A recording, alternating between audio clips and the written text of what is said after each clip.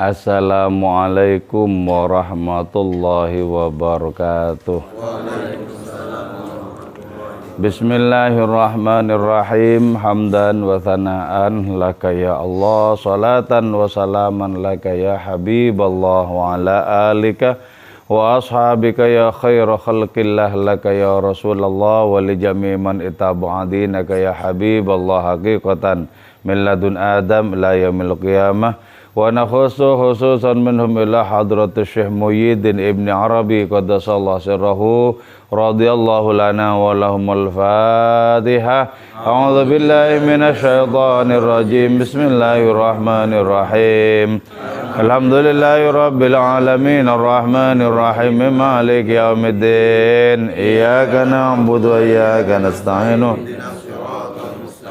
صراط الذين أنعمت عليهم غير المغضوب عليهم ولا الضالين آمين لتقربنا إلى الله تعالى لمحبتنا إلى رسول الله صلى الله عليه وسلم لسلامتنا في الدين والدنيا والآخرة لقضاء ديوننا لقضاء حاجاتنا من هوائج الدنيا والآخرة لتيسير أرزاقنا حلالا طيبا مباركا كثيرا وسعا لصحة أجسادنا وقلوبنا لشفاء أمراضنا ظاهرا وباطنا لدفع البلايا والمحن والفتن والأمراض الأسقام ولمنافعنا لمصالحنا لأهل بيتنا وأولادنا وذرياتنا وجوارنا وأصدقائنا وجميع المسلمين والمسلمات والمؤمنين والمؤمنات الأحياء منهم والأموات ولعز الإسلام والمسلمين بجودك يا الله بشفاعة نبيك يا الله ببركة أوليائك يا الله وبأسرار الفاتحة.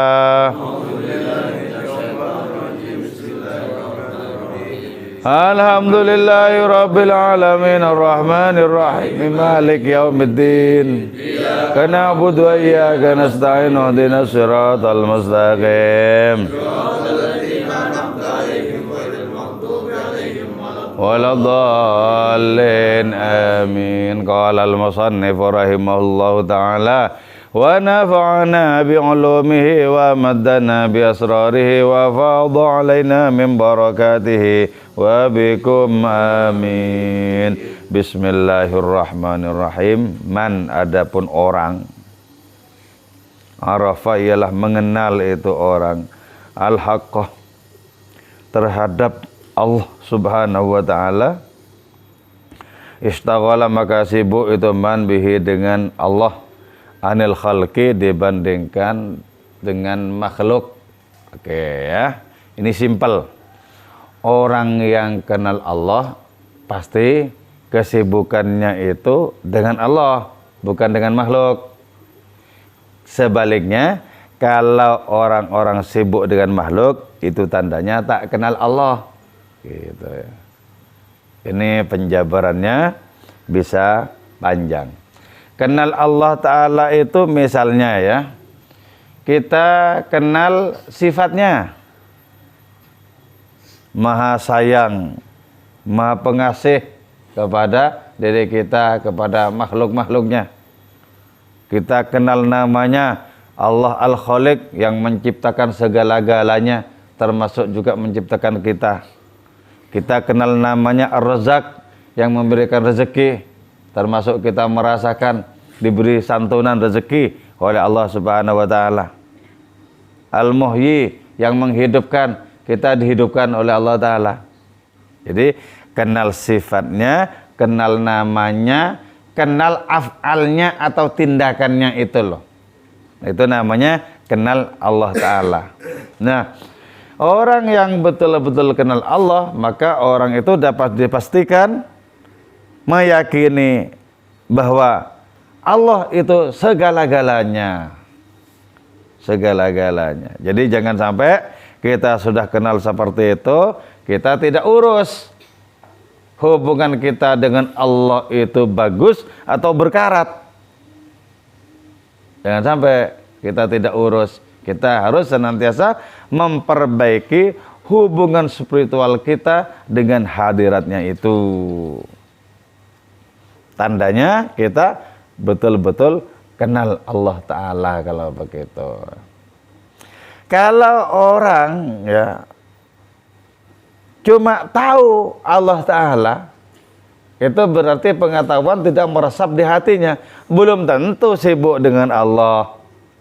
Misal ya, sudah dijelaskan tadi, sehingga dengan demikian kita tahu Allah itu siapa.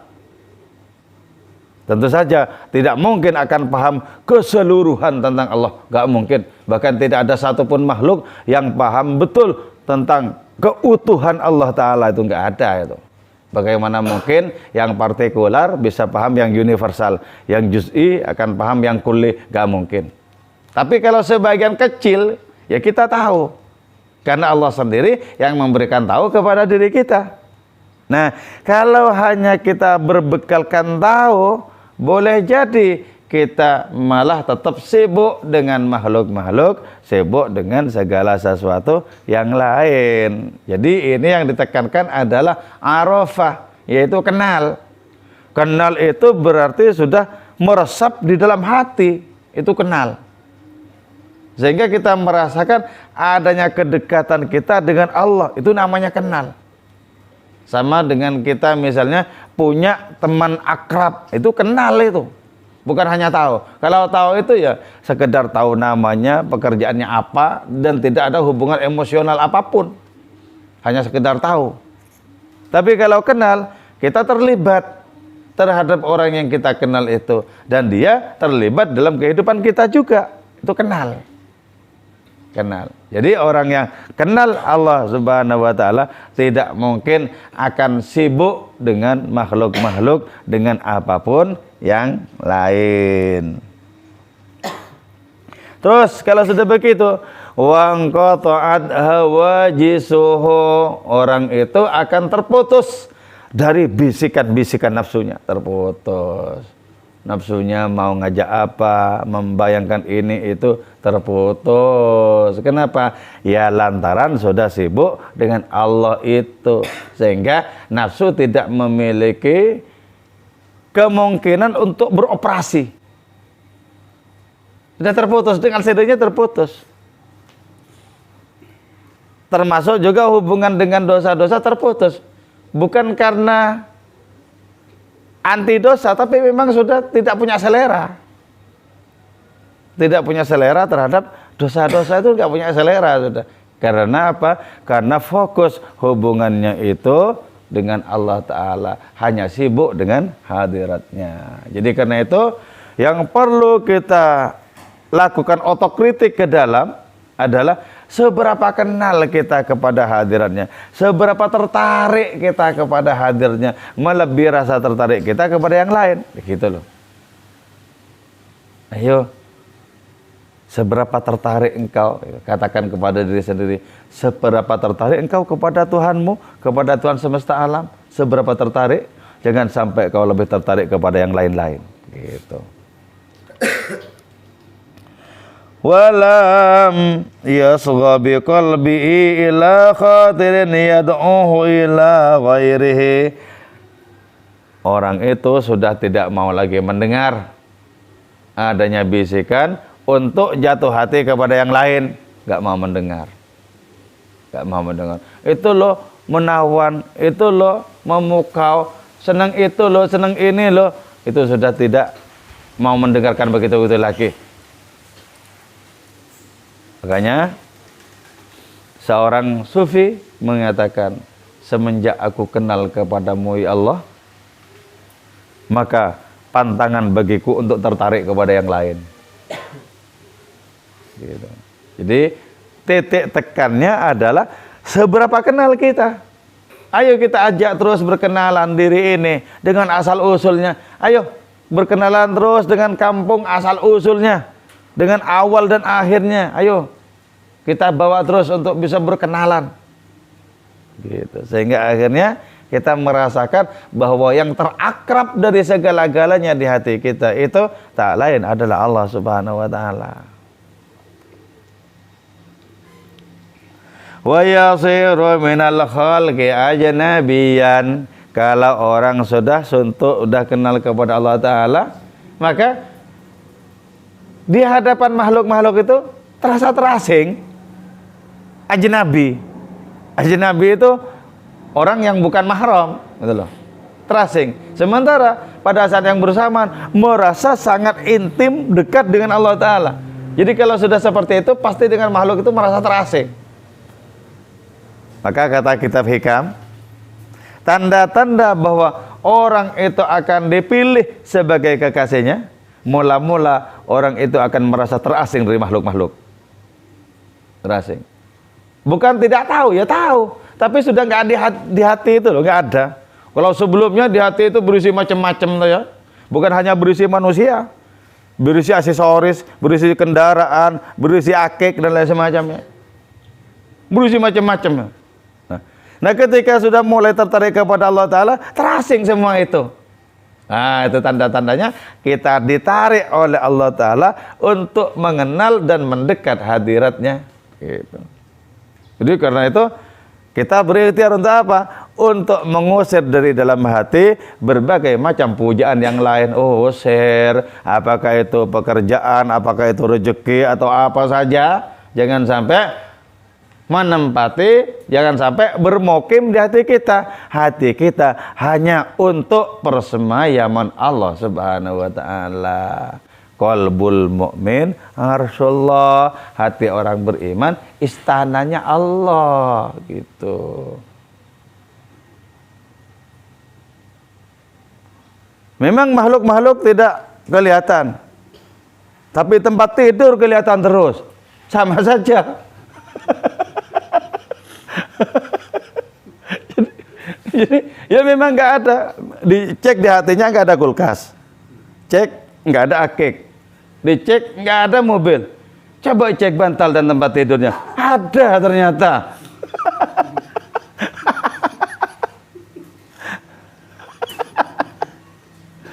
Ya bukan nggak boleh tidur, tidur secukupnya itulah, bukan semau-maunya. Jadi kadang-kadang yang besar-besar itu tidak ada di hati, yang kecil-kecil adanya. Wah, sama saja, yang kecil-kecil itu juga nyelekit. Yang besar-besar enggak ada. Kamu pengen rumah 2 lantai? Oh enggak, katanya kan. Pengen mobil Pajero? Ya enggak. Tapi kalau bantal gimana? Ah, entah, pikir-pikir kalau itu.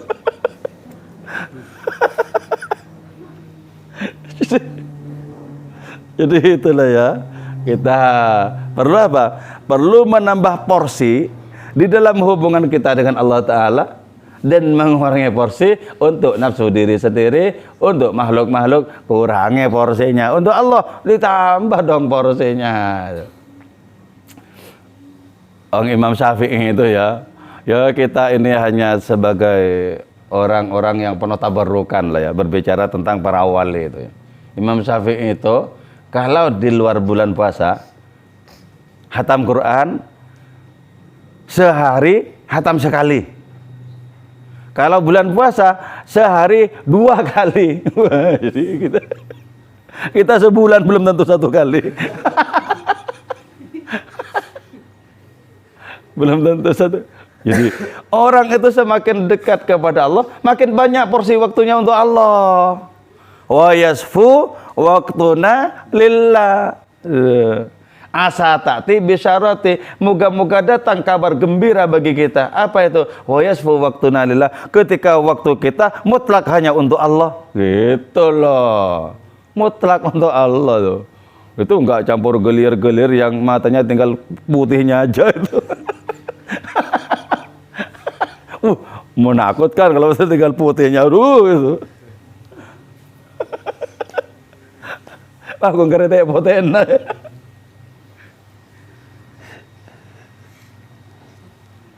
Wasyasiru minal khalqi ajnabiyya. Terus makhluk-makhluk itu terasing. Makhluk-makhluk itu sudah tidak menempati hatinya, sudah menyingkir ke pojok-pojok kehidupan ini. Hatinya tinggal menjadi istana bagi Allah Ta'ala. Hebat kalau orang seperti itu. Yang nisbi menampung yang mutlak, yang partikular menampung yang universal, yang juz'i menampung yang kulli. Hebat. Jadi hati itu diciptakan oleh Allah Ta'ala, dibentuk dengan kekuatan yang sehebat mungkin, nggak tanggung-tanggung, bisa menampung Allah. Hati itu, nampung Allah hati itu. Dan itu afirmasi oleh Allah Ta'ala sendiri. La yasa'uni ardi wala samai. Bumi dan langitku tidak bisa menampungku. Terlampau kerdil, terlampau remeh-temeh langit dan bumi untuk bisa menampung Allah itu. Terlampau kecil, terlampau sepele. Walakin yasa'uni qalbu abdil mu'min. Tapi hati hambaku yang beriman, betul-betul beriman, sanggup menampungku. Hebat. Nah, itu kita proyeksikan ke depan. Bagaimana hati kita menampung Allah. Gitu.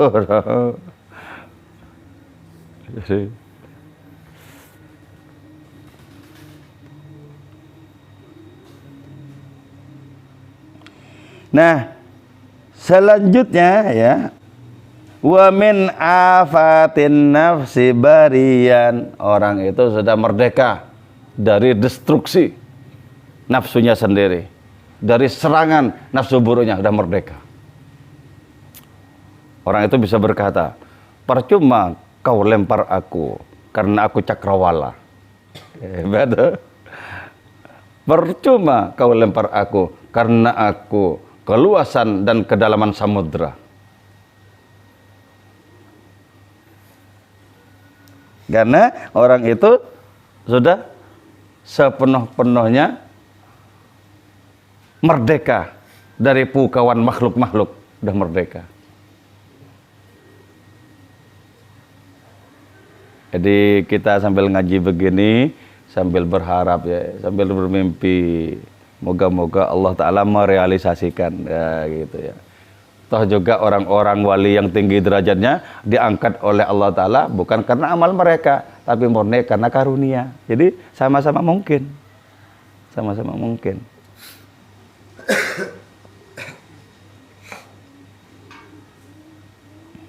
Fayarahum kalbahaim wal ahjar. Maka ketika orang itu sudah intim dengan Allah Subhanahu wa Ta'ala, ajnabi bagi makhluk-makhluk, terasing bagi makhluk-makhluk, nah orang seperti itu memandang makhluk-makhluk itu seperti binatang ternak atau seperti batu-batu. Bukan dalam rangka menghina, bukan. Tapi karena saking para makhluk itu tidak menemukan tempat di hatinya. Betul. Sehingga tidak ada rasa tertarik. Nah, sekarang begini, kalau kita tertarik kepada para wali, itu karena ada kehadiran Allah Ta'ala di sana. Kalau kita tertarik kepada orang-orang suci, karena kehadiran Allah Ta'ala begitu nyata disaksikan di situ, gitu loh. Bukan tertarik kepada dimensi kemakhlukannya, tapi tertarik kepada kehadiran Allah Ta'ala di sana, gitu. Nah, ini sesungguhnya ya, merupakan sesuatu yang sudah konkret, sudah jelas bahwa sesungguhnya Allah Ta'ala menciptakan segala sesuatu di dunia ini. Ini untuk kita manusia loh. Menciptakan langit dan bumi untuk kita manusia. Kalau tidak karena adanya kita manusia, langit dan bumi tidak perlu diciptakan.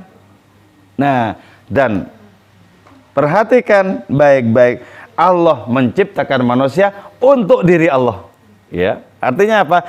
Agar kita sepenuh-penuhnya fokus kepada hadiratnya untuk diri Allah. Nah, ketika kita fokus kepada Allah Ta'ala, maka makhluk-makhluk akan menjadi pelayan bagi diri kita. Makhluk-makhluk. Jadi, ketika kita mengurusi hubungan sibuk kita dengan Allah Subhanahu wa Ta'ala, maka Allah akan mengutus makhluk-makhluk menjadi pelayan diri kita. Tapi kalau kita memburu makhluk-makhluk, kita akan terjauh dari Allah Ta'ala dan dikecewakan oleh makhluk-makhluk itu. Jadi misalnya gini ya, ada orang yang tidak terkenal sama sekali, tapi suntuk hidupnya kepada Allah Subhanahu wa Ta'ala. Pasti Allah mengutus makhluk-makhluknya untuk membantu, untuk menolong, untuk berbakti kepada orang itu. Pasti itu. Pasti, karena itu ya, ada seorang sufi dari Mesir, yaitu Umar bin Hafid. Tuh, beliau penulis kitab diwan, ya. Beliau itu berjalan kaki dari Mesir ke Mekah untuk naik haji, untuk bermukim sekaligus di Mekah. Sepanjang perjalanan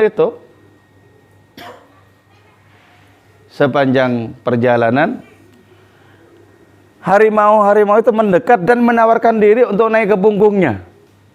Ditolak.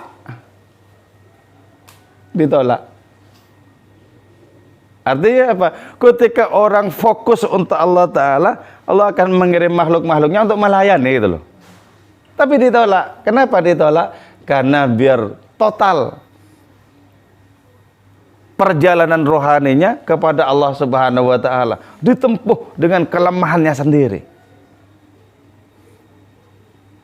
Kalau kita kan punya impian, kalau kita yang ditawari langsung naik gitu. Itu enggak. Kenapa? Menikmati adanya riyadhah dengan cara berjalan kaki itu.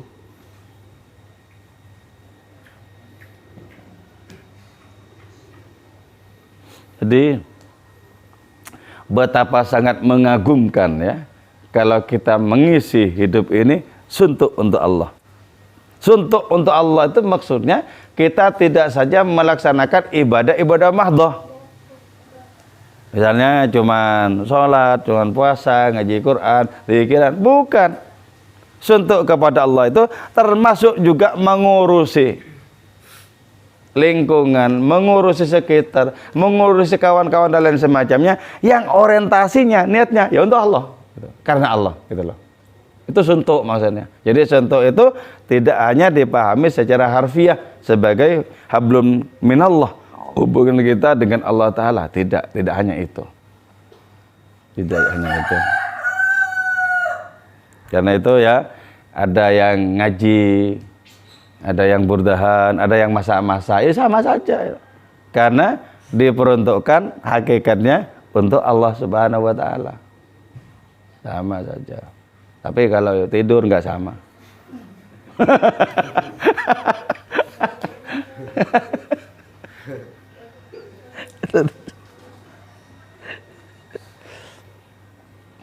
Oke ya, saya kira itu kajian kita di siang hari ini. Moga-moga bermanfaat dan barokah untuk diri kita semua.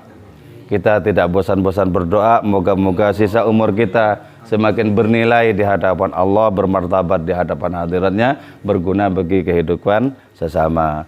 Moga-moga kita senantiasa sehat walafiat dan panjang umur, dijauhkan dari berbagai macam bencana dan malapetaka, dijauhkan dari berbagai macam penyakit yang sulit obatnya.